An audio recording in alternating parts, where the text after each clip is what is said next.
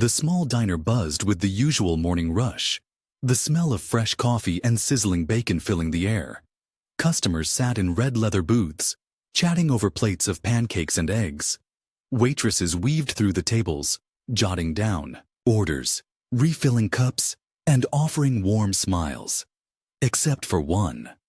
Lisa, a server in her mid-30s, stood behind the counter, tapping her nails against the register. She prided herself on keeping things in order, running a tight shift, and making sure the place stayed just the way she liked it. But when the door swung open and a tall, broad-shouldered man stepped inside, her expression shifted. He was a black man, dressed in a neatly pressed military uniform, medals pinned to his chest. His presence commanded respect. Yet the moment Lisa's eyes landed on him, something in her stiffened. The diner quieted slightly as a few customers glanced his way, some with admiration, others with silent curiosity. The veteran took a step forward, scanning the room before heading toward an empty booth. He moved with the calm confidence of someone who had seen more than his share of hardship, but carried it with dignity. He did not look like trouble. He did not act like trouble. But to Lisa, he was unwelcome. She pursed her lips, hesitating for a moment, then straightened her apron and marched over. "We're full," she said flatly, even though there were clearly open tables. The man looked at her, his deep brown eyes steady. "I see an empty booth right there," he said, his voice even, polite. Lisa crossed her arms. "That one's reserved." A few customers glanced up from their meals. An elderly couple near the window exchanged a look.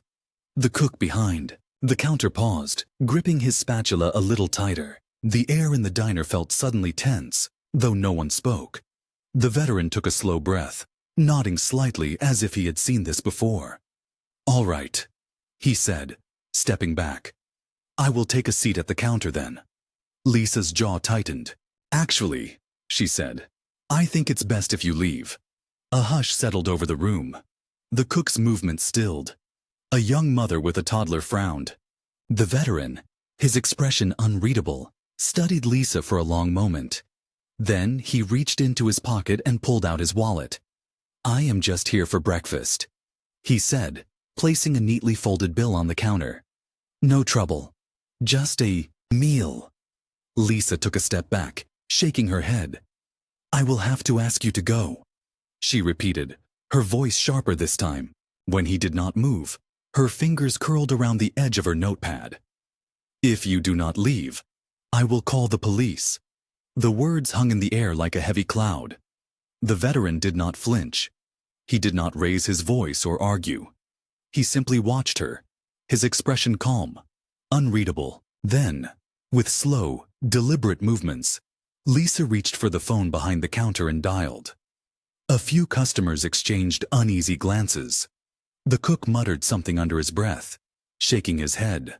The bell above the door jingled as a couple of people quietly slipped out. Lisa lifted the receiver to her ear. "Yes," she said, her voice firm. "I need officers at the Main Street diner. There's a—" She hesitated for half a second. "Disturbance." The veteran remained still. He did not argue. He did not plead. He simply waited, his hands resting lightly on the counter. Lisa's grip on the phone tightened. Then, just as she was about to give more details, the sound of tires screeching outside made her pause. A patrol car pulled up fast, its siren briefly flashing before it shut off. The door opened, and an officer stepped out. Lisa's confident stance wavered. Her fingers twitched as she watched the officer approach, the color slowly draining from her face. Because the moment she saw who was walking through that door, her breath caught in her throat.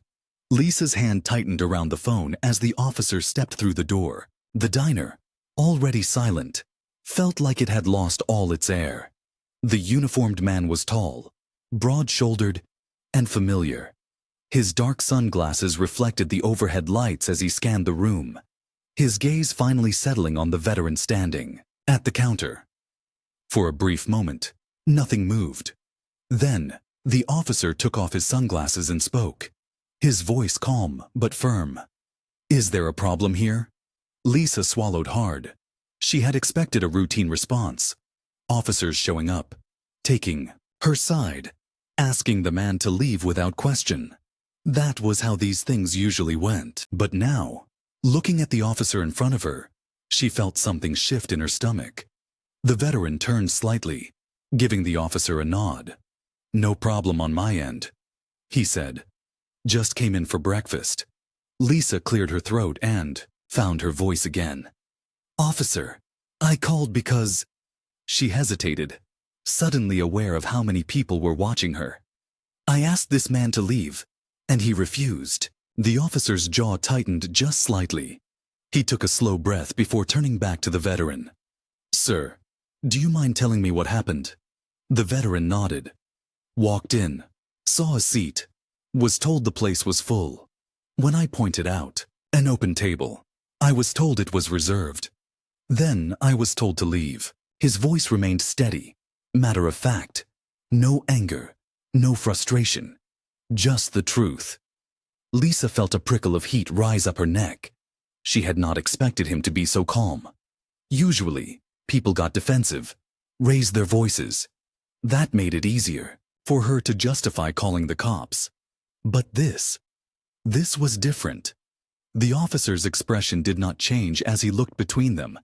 Then, slowly, he turned back to Lisa.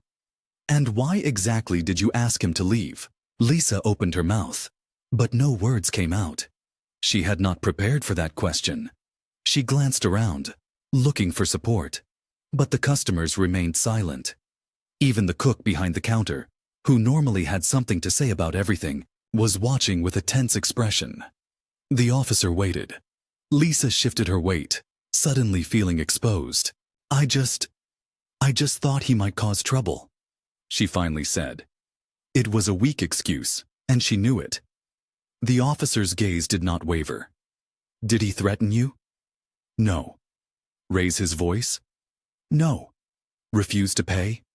Lisa hesitated, realizing too late that the man had already placed money on the counter. The officer took a step closer, his tone growing more serious. "Then what exactly made you think he would cause trouble?" Lisa's throat felt dry. She knew what the officer was really asking. She also knew that anything she said now could not be taken back. The veteran remained silent, standing tall, watching. He had been through worse than this, and it showed. The officer studied Lisa for another moment, then finally sighed and turned back to the veteran. "Sir, do you still want to eat here?" The veteran glanced at Lisa, then at the customers, then back at the officer. His expression remained unreadable. "I just wanted a meal," he said finally. "That's all." The officer nodded, then looked back at Lisa. "So, what's it going to be? Are you going to serve him, or do we have a different problem?" Lisa's stomach twisted. She had never been put on the spot like this before.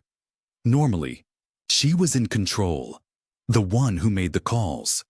But now, with the entire diner watching, with the officer standing there waiting for her answer, she felt something she had not felt in a long time.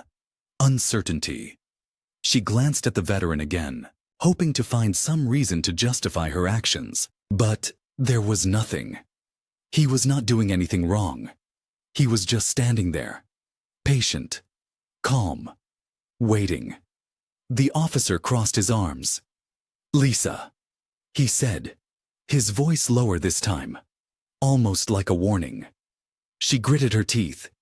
She could feel the weight of the moment pressing down on her, the realization that this was not going the way she thought it would.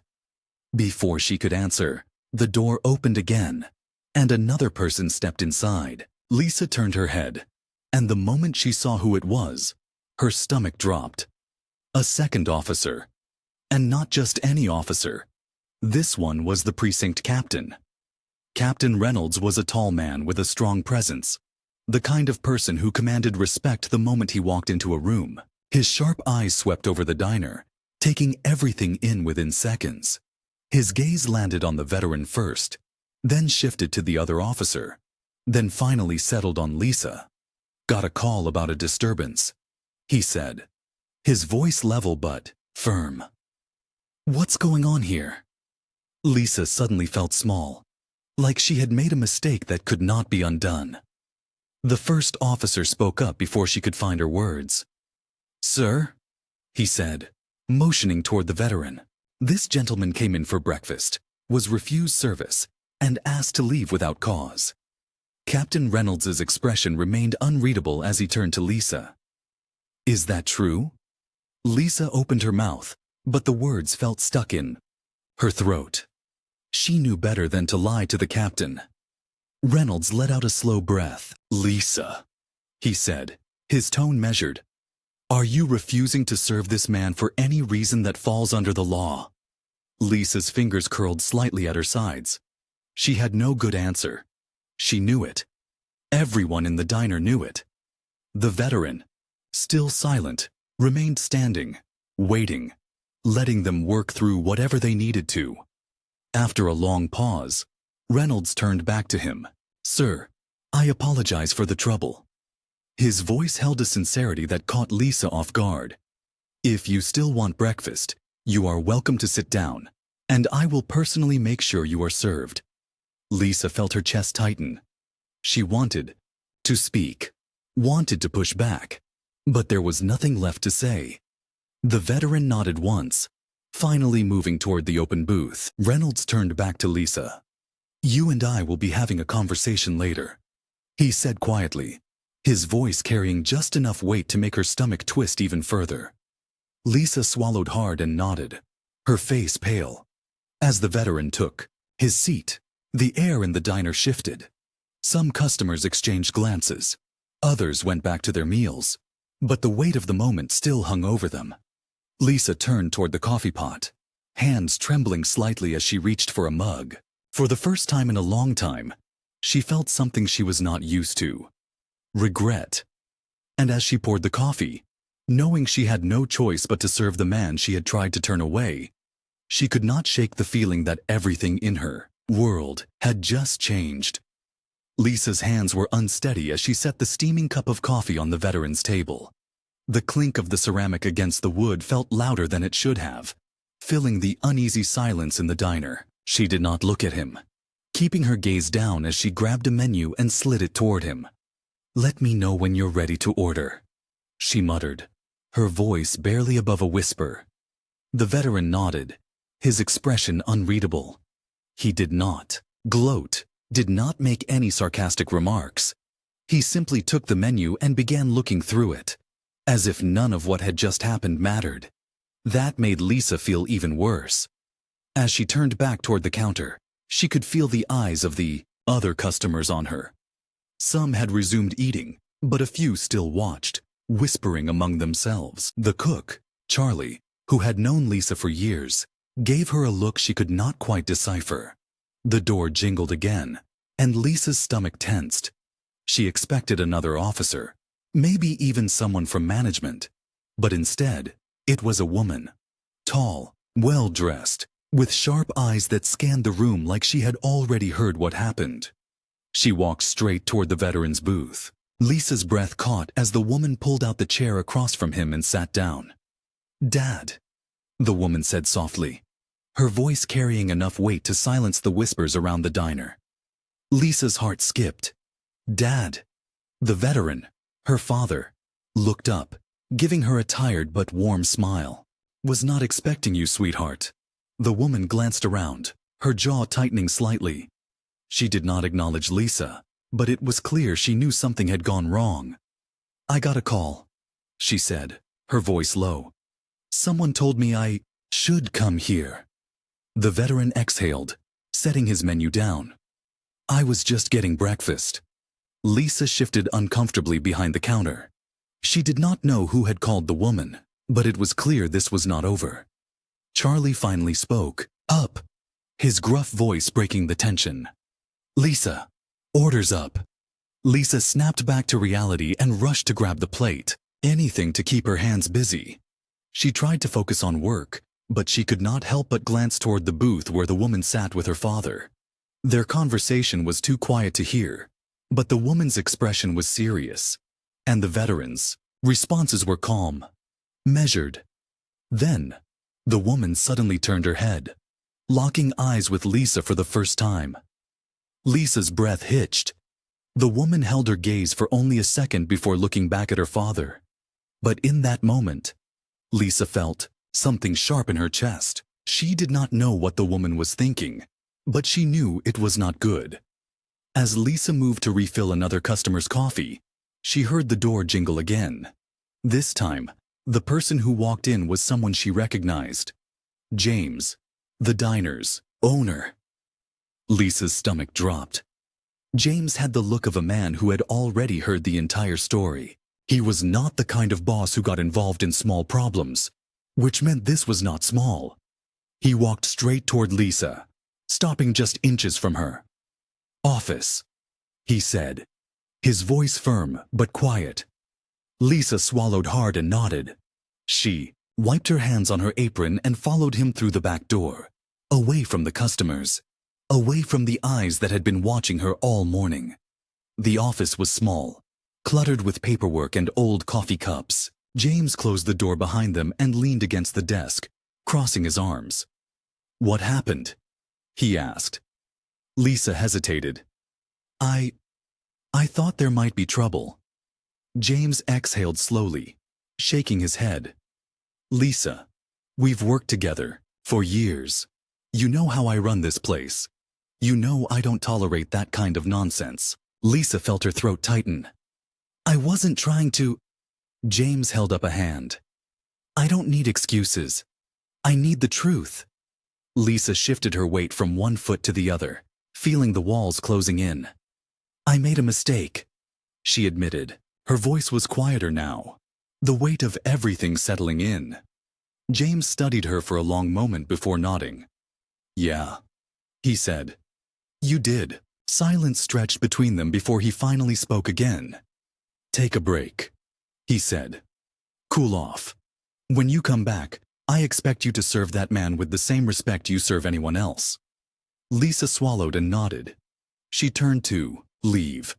But before she reached the door, James added, "And Lisa, this isn't over." She stiffened, but she did not argue. When she stepped back into the diner, the atmosphere had shifted again. The veteran was still at his booth. His daughter, still sitting across from him. Captain Reynolds was gone, but the first officer was still lingering near the door, as if making sure things did not spiral again. Lisa exhaled and walked toward the back entrance. She needed air, needed space. As she pushed open the door and stepped outside, the cold air hit her like a slap. She leaned against the wall, closing her eyes. For the first time that morning, she let herself feel everything: the fear, the regret, the realization that she had crossed a line she could never uncross. And somewhere deep in her gut, a feeling she could not quite name. Something told her this was not the last time she would see that veteran. And it was not the last time she would have to face what she had done.